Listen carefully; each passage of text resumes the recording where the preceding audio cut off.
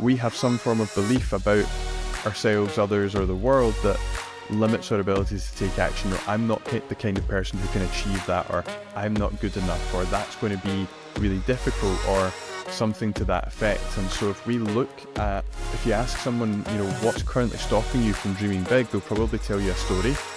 And the story that they tell you, you can then put into one of those three categories. Are they experiencing negative emotions, ineffective strategies, or limiting beliefs? And then you know how best to deal with it. And so I would challenge you to dare to dream big anyway, as an experiment to show you what fears, doubts, and insecurities come up, because now you know what work inside of yourself lies ahead of you in order to go and achieve that dream.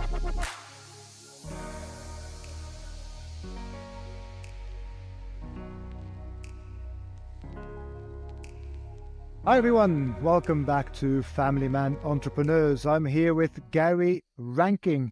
He is an amazing life and mindset coach who helps high achievers and business owners thrive and feel fulfilled in life. I'm very, very excited to have him here and have a conversation about how to be an amazing leader in your own family and how to make and set goals for your family. It's something that's often overlooked. And it's very easy to get swept away in the details of day-to-day life, which are hard enough as it is. And everybody will know about that. I have to explain that. So welcome, Gary. How are you doing today? I'm very well, thank you, Mark. And thank you ever so much for having me on. How are you? I'm doing very, very, very well. Thank you. So to start off, I wanted to ask you, what brought you to the point of wanting to help people? You've been doing this for 8 years. So you've been doing this for quite a while, quite seasoned. What initially brought you onto this path? Personal struggles with mental health back in my early 20s. I would say I was fortunate enough to go through a quarter life crisis or a third life crisis, depending how long I'm going to live, where in my early 20s I was earning a lot of money in sales, and that was a kind of first trigger of, I can buy the things that I thought would make me happy, but I'm not particularly happy. And then realizing that, I was like, okay, well, what do I want to do with my life? And I don't want to just do any old thing, because doing something for the sake of doing it feels a bit draining, soul destroying for me. And I kind of went on this journey of trying to figure all this out, but was very tough on myself for not being able to figure it out. And that led me to anxiety, depression, experiencing suicidal thoughts, and realizing that I wasn't going to end my life, because that would have been very unfair on my parents, because they've done everything for me and they're truly incredible. I thought, man, I'm really stuck between a rock and a hard place here. I don't particularly want to be here anymore, because I don't see a way for me to figure out my problems or amount to anything in life, but I'm not going to do that. So what can I do? And at the time I was overweight. I was a 38-inch waist, 16 and a half stone. And I looked down at my belly after making the decision. I thought, well, that's not mine, and I know how to get rid of that. And I went on a journey of personal transformation, first physically, which again, 3.5 months in the gym, 6-7 days a week, carving out a six-pack, standing looking at my new abs in the mirror one day. That was actually when I hit my lowest point, because I realised, wow, I've changed dramatically on the outside, but I haven't changed on the inside. And to cut a long story long, I went on maybe another year experiencing the suicidal thoughts, because I was like, okay, well, the fitness didn't fix it. And I decided to get out of here for a while, listen to my intuition, and I took a season job in the French Alps for about 3.5 months over the summer of 2016. And just before going, a voice in my head said to me, buy yourself a self-help book for going. And I didn't know anything about them at the time, so I just went on to Amazon and bought the bestseller that day. But I took that book to France with me, and I read it religiously and relentlessly and did everything to the letter in the book. And of course, as with all personal growth tools, these work if you work them.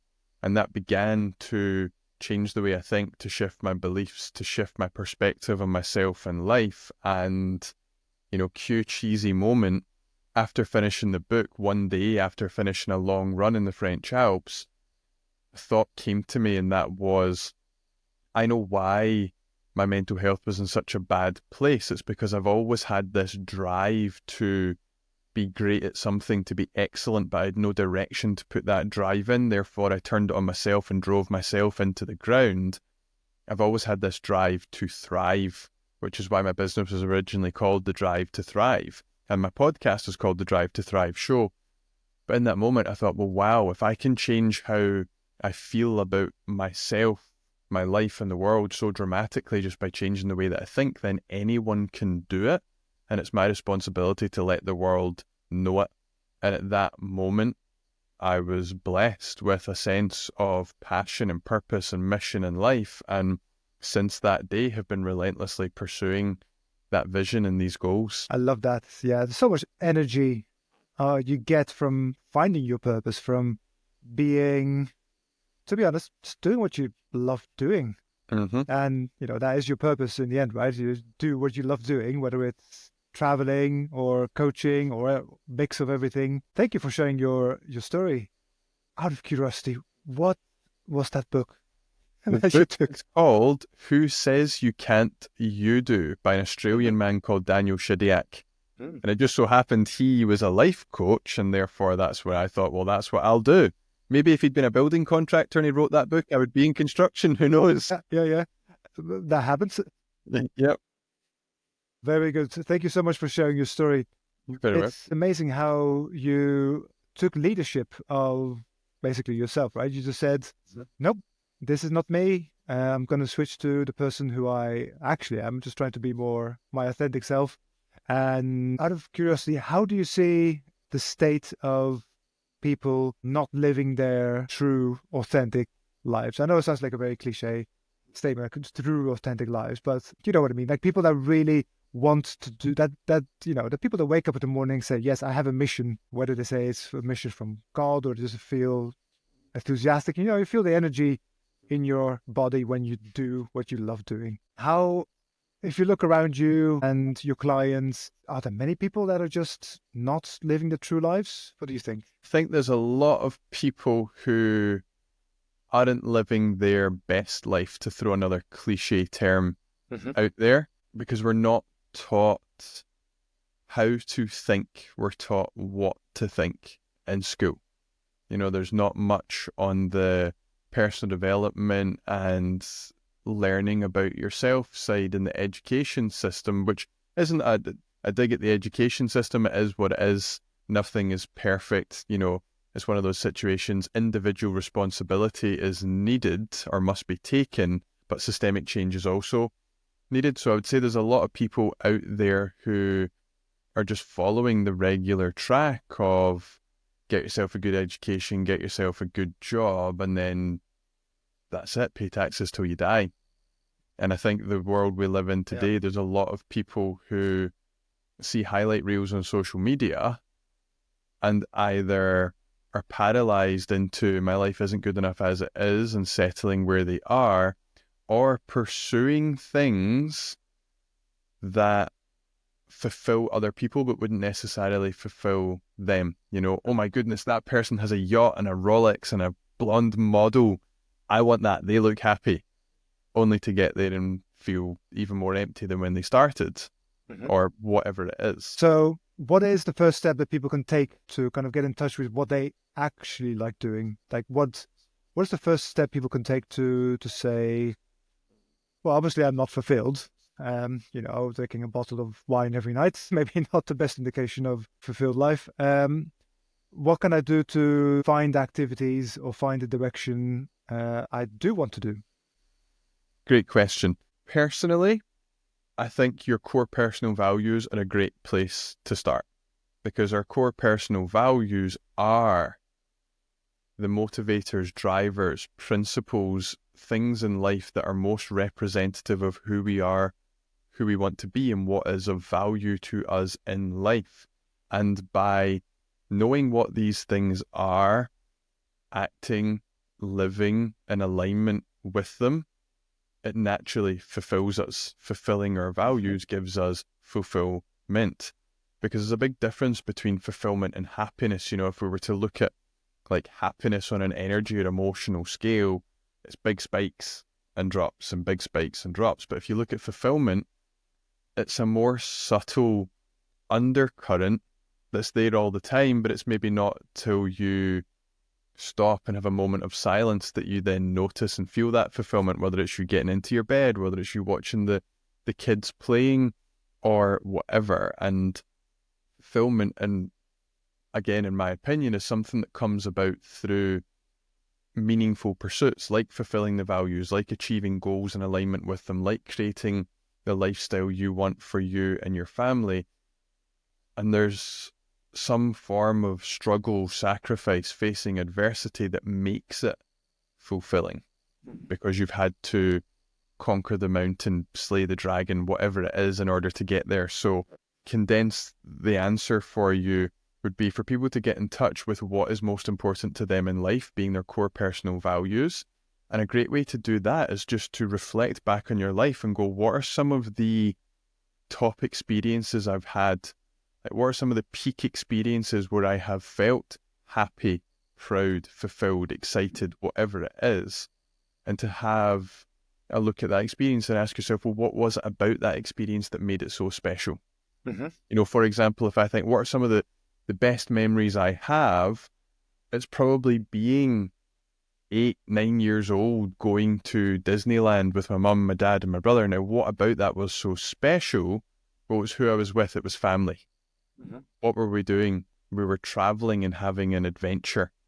We were spending quality time together. And through looking at the elements underneath what make these things so special, that's the things most important to us in life. And so that's a great start, is to find out what is meaningful and fulfilling to you, because once you have that answer, you can then go and consciously design your life around it. Like that. I like that. And that's taking that a bit further.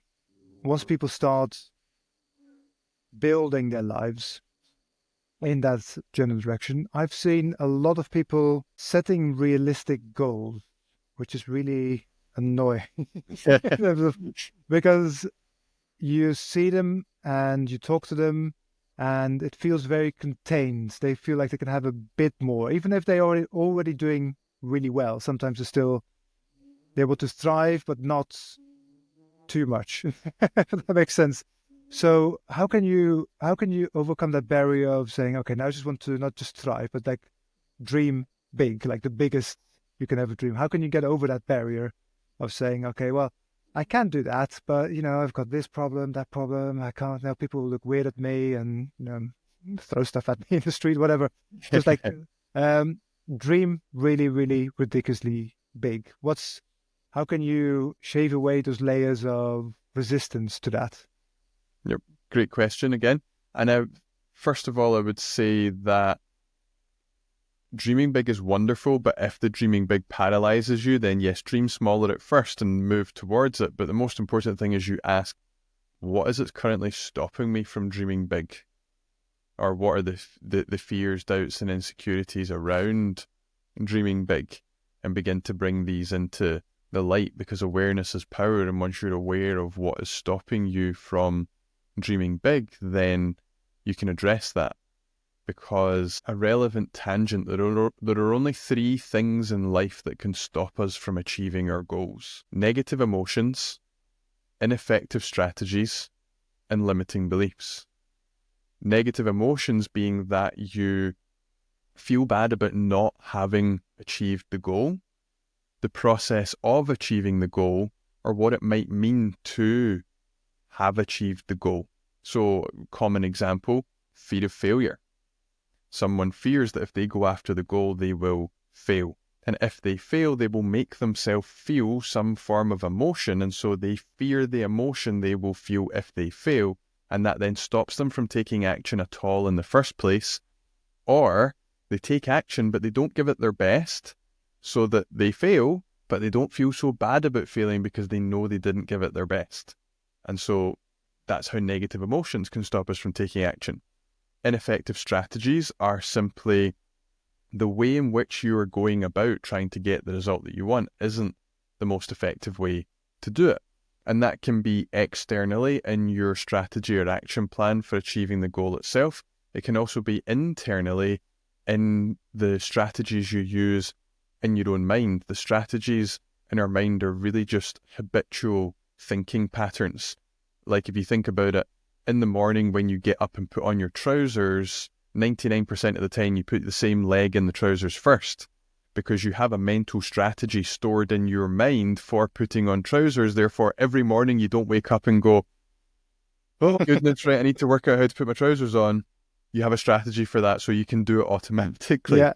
But other strategies we have, like your strategy for motivation, maybe the way you're trying to motivate yourself, the mental conversations you're having and the mental pictures you're creating aren't actually motivating you. Like maybe you tell yourself, I'm a loser, I'm worthless, I've got to do this, but you're putting yourself in a bad state and therefore it's not going to move you forward. Or maybe you are someone who's motivated by the stick, but you keep picturing, oh, this is how good it'll be when it's done. Well, that's not motivating you because the stick motivates you. And then lastly, limiting beliefs. We have some form of belief about ourselves, others, or the world that limits our abilities to take action. I'm not the kind of person who can achieve that, or I'm not good enough, or that's going to be really difficult, or something to that effect. And so if you ask someone, what's currently stopping you from dreaming big, they'll probably tell you a story. And the story that they tell you, you can then put into one of those three categories. Are they experiencing negative emotions, ineffective strategies, or limiting beliefs? And then you know how best to deal with it. And so I would challenge you to dare to dream big anyway, as an experiment to show you what fears, doubts, and insecurities come up, because now you know what work inside of yourself lies ahead of you in order to go and achieve that dream. Yeah, that makes perfect sense. Thank you. Thank you so much for explaining that. You're very well. I wanted to ask you about leadership, and as this is aimed at dads in general, although everybody's welcome to listen, obviously, I want to ask about leadership in families and how to have that sense of leadership more than, not some kind of North Korean dictator leadership in families, but the sense of, say, a true leader in your family. And I'm thinking of like the typical busy working man, and whether he has a job or he has his own business, doesn't matter how much money they make it. Like people are busy, dads are busy. And very often, no matter your circumstances, very often you feel pulled in so many different directions. And it's kind of it can be hard to focus on one particular strategy for your family, or one few guiding lines for your family as kind of from a leadership point of view. So how can this person begin to feel that they can take the reins when it comes to helping to find a direction they want to take their family in, if that makes sense? Yes, indeed it does. First of all, I'll give you a quote from a man called Bruce D. Schneider, which I absolutely love, which is, the question is not whether or not you are a leader, but how effectively do you lead? Because every single one of us is a leader. First of all, a leader of ourselves, that busy man, that dad, that father, that entrepreneur, that businessman, whatever it is, first of all, leads himself to work, leads himself to do his job. And so it's just about then expanding that into leading your family, which all leadership in any context, in my opinion, is about embodiment, exemplification, and empowerment. And to be a man or a leader or a person of value and impact, you have to have values and principles to embody. Values and principles of the man you want to be, how you want to operate, potentially values for your family and how you want your family to operate. And from there, you can then embody these values for yourself, exemplify these values to your family, and then empower your family to grow themselves. And so the direction, again, is really just coming back to things like your core personal values and going, okay, well, if these are the values that I hold, what does a life look like that revolves around and is completely aligned to these values, and create the perfect picture? Now, life will probably never be the perfect picture, but if you aim for it, you might get pretty close. And by knowing this is what the perfect vision of life looks like, that's the end of the line. And all you need to do is ask, well, what can we do to start living more of that life right here and now? Because so much of the goals that we want, the lives that we think are far off in the future, we can actually already live here and now. And then we can ask, okay, well, what in life right now is out of alignment with that vision that we can let go of, change, or remove? And then lastly, what do we need to do to create that vision and design the outcome goals being what is the end destination, and in the process goals being the things that will get you to that end destination. And simply by identifying where and how you would love life to be, putting the steps in place to get there, you're now in a position to lead your family to get there. Obviously, if you're a single dad, that's something that you're going to be doing largely by yourself, or if you have a partner, you will be doing as a co-creation to get there, and both talking about your roles and responsibilities and how to do that. Yeah, that's a very, very, very good beginning. Can you give me some practical examples or practical cases, perhaps from your own experience, perhaps from clients you work with, of what that would look like on a day-to-day basis for such a busy man?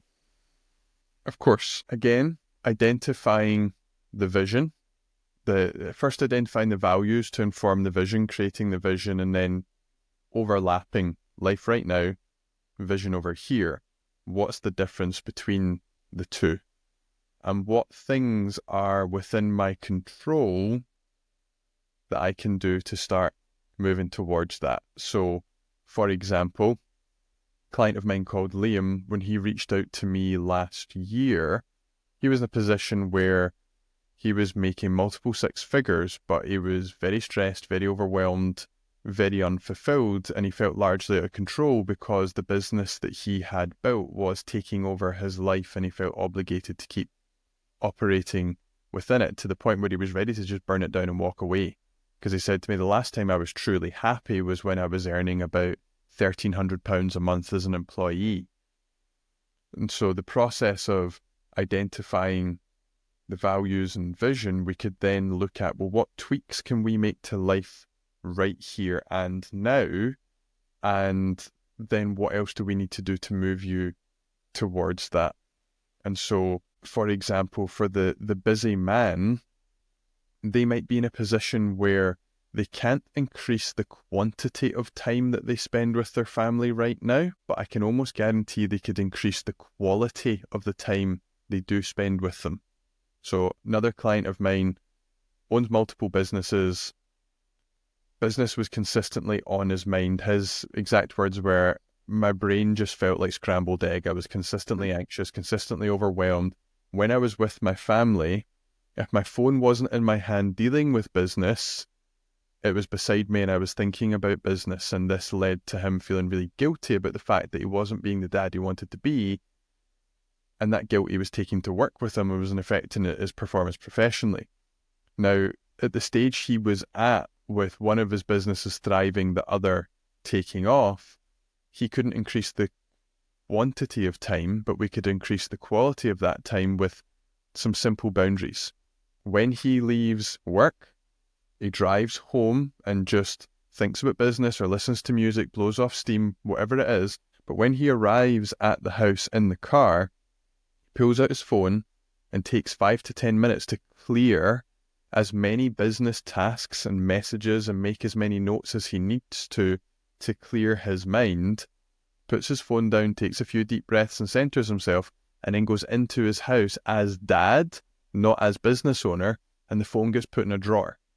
And in only a week of initiating those boundaries, he shared with me that his life, he felt, had almost completely transformed, because the relationship he had with his daughter was just absolutely incredible. You know, a lot of her behaviors where she was having kind of outbursts or tantrums died down, because these are just kids' ways of saying, I'm lacking connection here.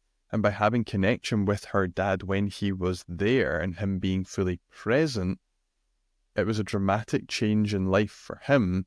He didn't have to get any more time. He just had to be present in the time that he had.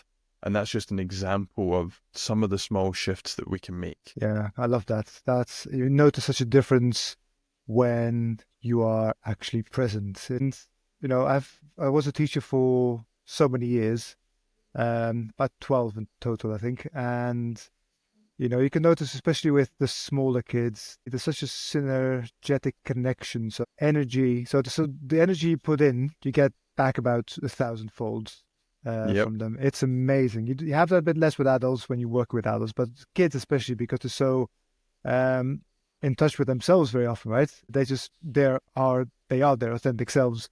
And when you make these connections, it's wonderful. And I love what you said about having an actual physical barrier between the phone. Just Mhm. put it in a drawer, put it away, and don't look at it maybe for a couple of hours, 3 hours, 4 hours, whatever, or until the next day. Makes all the difference in the world. Yep. Yeah, I And love. just to add to that, if I may, I get just another couple of examples for people, because maybe they're already doing that, or something similar. Come up with small things that you can do that are so easy to do, but would mean the world to your child. Like even from just before 2 years old, I was going through a gratitude practice with my daughter, except, it wasn't called a gratitude practice. I would just sit with her and ask her, what are 3 things that you've enjoyed about today so far? And don't get me wrong, I didn't get an answer every single time, but a lot of the time I did. And you're doing your child developmentally wonders by teaching them the art of reflection. But again, you're just having that moment of connection with them. Mhm. Again, maybe you set some non-negotiables for your week where maybe, a couple of nights a week, you're not home till your kids are in bed or whatever it is. So maybe you say, well, do you know what? Saturday mornings every single week, I'm not going to go and do anything else but spend time with my kids. And then you and your kids know that is a staple every single week. It happens. I'm fortunate enough running my own business that for me, a staple is family dinners every single night. My fiance, my daughter, and I sit down for dinner. Now, again, at nearly 3 years old, it's a flip of a coin how long she'll sit at the dinner table, but that's a staple that's there for the 3 of us every single night. And Yeah. then each night, my fiance does the bath time and I do the bedtime, and then we switch each night. And it's Yeah. just looking at what is available to you right now, because it doesn't need to be perfect. It just needs to be practical and make progress in the direction you want it to go. Yeah. And just having the mindset of, I want to do this, I want to make this change, I want to be there for my kids. And as I said before we started recording, like when you look back in 40 years, when the kids are all grown up and they have families of their own, where you can look back and say, like, I was there. Like I was there with, like, nobody apart from your kids will remember that you were working till 9 p.m. Your kids will remember for sure, but nobody else will remember. Like it's so important to invest in that relationship now that they're young. Yep. And I mean, you can still do it when they're older. That's absolutely no problem. But you feel a bigger impact when they're young, and it's just a mindset change of what's looking back on your life from an old age. How Mhm. do you want to have spent your life, and what is important? So I wanted to ask you. So obviously, you can think about taking steps into a specific direction with leadership. And how can you kind of set goals? What would these goals look like for your family? Perfect. Great question. These goals will look different for everyone personally because it's unique to everyone.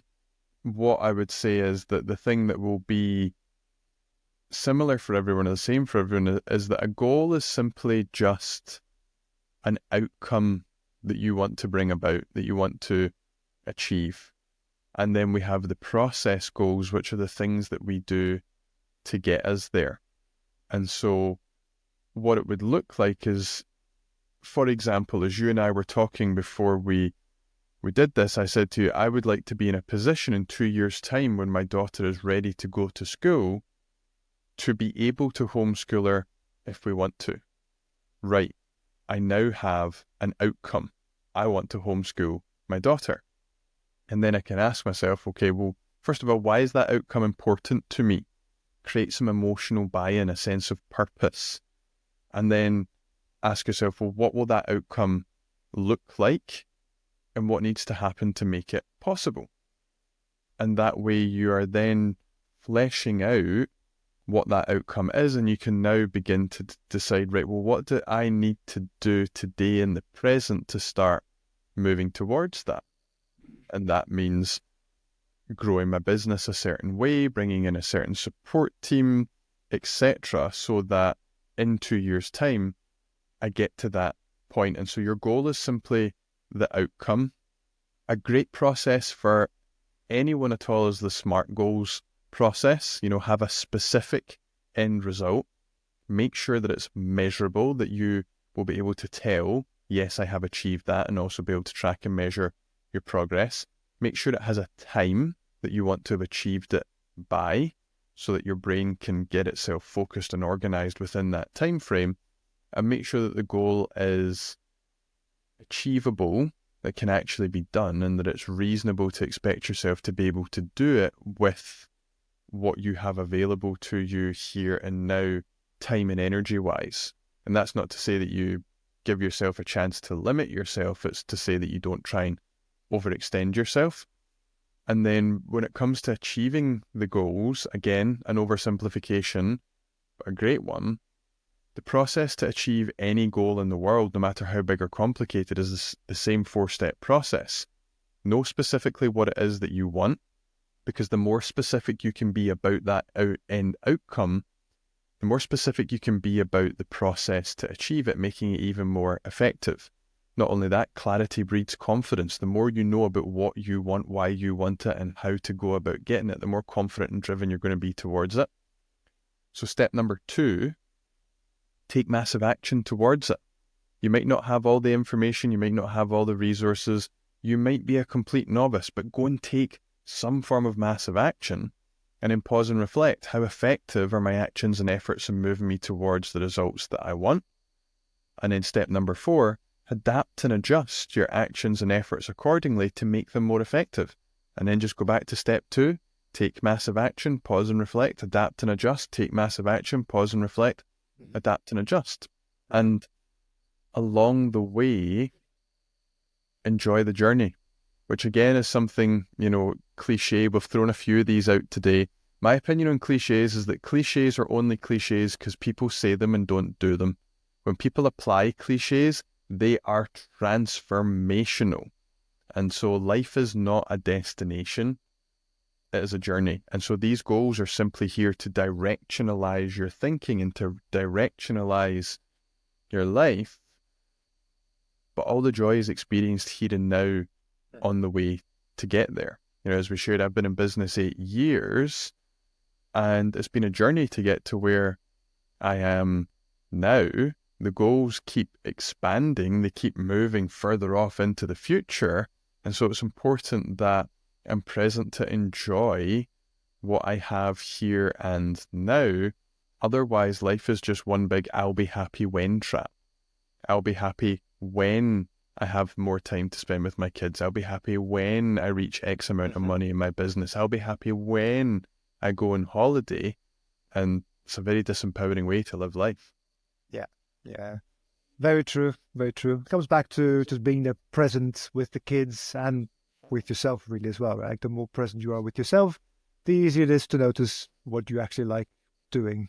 Right? Yep. It's easier to get trapped in the trap of shoulds, of like, I should build this business, I should build this particular business because it will make a lot of money, because it will make my mom and dad happy, because look cool in front of my friends, and as you said, people start doing that, and then 20 years later, because because some friends think it would be cool if you had a Lamborghini. You just have the Lamborghini. I spent 20 years doing a business or selling stuff that I don't like, just to show off. So that's great. And you're right, completely right about the goals as well. And you can see that with a lot of parents that actually sometimes get over attached to certain goals Mhm. especially when it comes to their kids, where they say that this, my kid has to read by this age, or my kid has to do that by, or has to be able to have that skill by this age, and they feel a lot of pressure from other people around them, Mhm. and um, and let go of that controlling attitude in a way. And I say controlling because it does feel a bit of a harsh word, but it is true in many ways because it's pressure from other. It's like peer pressure from like playground peer pressure, but from other parents, from society, from everything you hear on TV, from the reels, from social media. You know, you see these uh, perfect kids and all these parents saying so how proudly how well their kids behave and how they can do things, and then how they can read when they're like a month old. Yeah. So it's very good to have those goals and have very specific goals, and then and be flexible with them. Like let's constantly reevaluate. Is this correct? Like the most important thing in the end is the relationship with your kids, with your wife, and just living in the moment. I wanted to ask you, a thing I see very often with men specifically is that it just takes a lot of effort to ask for any help with Mhm. with these kind of things. What what would you say to men that once they are in this position where they just feel a bit lost, everything's chaotic, they want to feel like they have more direction in life, more direction in the family. They want to feel like they are leaders in the family. Again, not in North Korean sense, but like having a sense of direction in their families. But they could benefit from some help, right?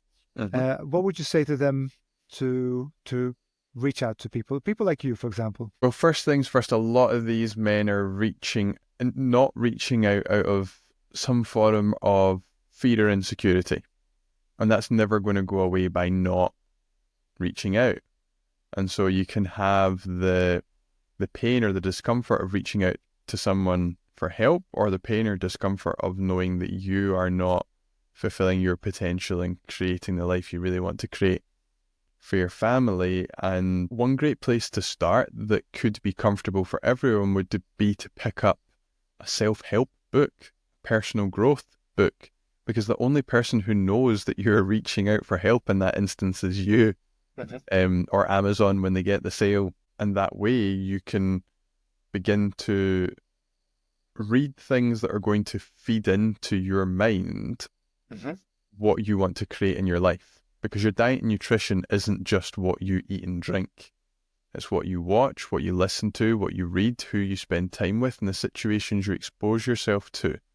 And so if you want to have a life that feels more purposeful, more meaningful, more fulfilling, more directionalized, then that's what you have to nourish your mind with. And so there are plenty, hundreds of thousands. The personal development industry is one of the fastest growing in the world. Get yourself onto YouTube, buy yourself a self-help book, get onto somebody's Instagram and pluck up the courage to drop them a message if you want to, or make your goal to develop the courage to reach out to someone. Any books you would recommend? The one that I first read, Who Says You Can't, You Do, will always hold a special place in my heart because it was the first self-help book I ever read and it helped me to transform my life. So that would be a great place to start. Tony Robbins, one of the most famous coaches in the world, any of his material is going to be a good start for you. Just start somewhere Hmm. with Yeah. something, whether it's a podcast, book, a YouTube video. The reality is there's already people out there living the kind of life that you want, and therefore it is possible for you to do it too. And it's just about taking one step at a time towards it, not dramatically upturning life and having it all in 3 days, but maybe giving yourself 3 years. Now, most people don't like the sound of that, but for the people listening who are parents, you know how quickly 3 years goes by. And so if you say to yourself, I might not have the exact lifestyle I want in a month, but in 3 years' time, what age will my child be? And at that point in time, what could life be like if I was to diligently, step by step, do my best to embody being the man, father, leader, partner that I want to be, and take the steps to move my family's life in that direction. 3 years, you can dramatically change things without ridiculous amounts of effort. Thank you. Thank you so much. Thank you so much for all the sage answers today. Where can people find you? They can find me on Instagram at Gary Rankin _ and on Facebook, which will be facebook.com/Gary.Rankin.58. And that'll be two of the best places to find me. And just on that note, if you are one of these people who is considering help, would like help, or even just some insight, please feel free to reach out to me. I am an open book and I'm always more than happy to help. And the vast majority of professionals in my industry come from a place of non-judgment. We're not here to decide whether you're good, bad, right or wrong, or to pass judgment on your current life circumstances. We're here to listen, offer insight, and do what we can to help. So please always feel free to reach out, and it'll be welcomed with open arms. Thank you so much, and I'll make sure to put those links in the description of the YouTube video as well. So thank you so much for your time, Gary. I have loved our conversation. Is there any last words you would like to say to dads that would like to connect very, very well with their children? Anything from your experience, possibly, because obviously you're a dad as well. A theme that you and I have mentioned a few times today is presence. And something that I heard that's always stuck with me is children do not need presents, as in gifts. Children need presence. Because your children will act out when you're in a daydream, when you're on your phone, or when the telly's on and you're watching that instead of paying attention to them. You give them your full undivided attention and things will transform. Maybe in the situation you're in, the vision for your perfect life may seem far away, and that is okay.